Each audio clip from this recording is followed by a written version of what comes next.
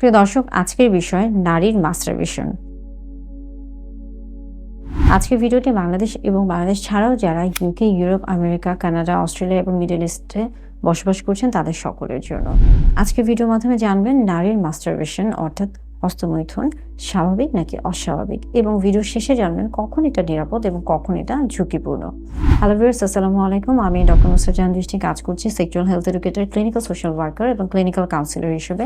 Masturbation মূলত এমন এক ধরনের পদ্ধতি যার মাধ্যমে একজন ব্যক্তি অন্যের সাহায্য ছাড়া নিজের হাতের মাধ্যমে নিজের শরীরে যৌন উত্তেজনা তৈরি করে থাকে এবং যৌন তৃপ্তি নিবারণ করে থাকে।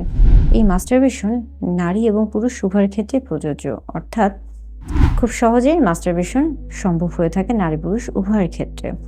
নারীর মাস্টারবেশনের ফলে একদিকে যেমন শারীরিক বিষয় রয়েছে, তেমনি মানসিক সম্পর্কও রয়েছে, অর্থাৎ নারীর মাস্টারবেশন মানসিক এবং শারীরিক উভয় দিকের সাথে সম্পৃক্ত। নারীর মাস্টারবেশনের ফলে দেখা যায় অনেক সময় মাসিক চক্রের যে ব্যথা রয়েছে সেটা খুব সহজেই কমে যায় বা নিবারণ করা সহজ হয়ে থাকে। নারী মাস্টারবেশন সম্পর্কে বেশ কিছু ভুল ধারণা রয়েছে। অনেকে মনে করে থাকেন এটা সমস্যা তৈরি করে থাকে, অসুস্থতা তৈরি করে থাকে। এই ক্ষেত্রে স্মৃতিশক্তি লোপ পায়, দৃষ্টিশক্তি লোপ পায়, পরবর্তীতে বাচ্চা নিতে সমস্যা হয়ে থাকে। এগুলো মূলত ভুল ধারণা। যদি নিয়ন্ত্রিতভাবে করা হয়ে থাকে তাহলে সেই ক্ষেত্রে এই জাতীয় সমস্যা তৈরি হয় না।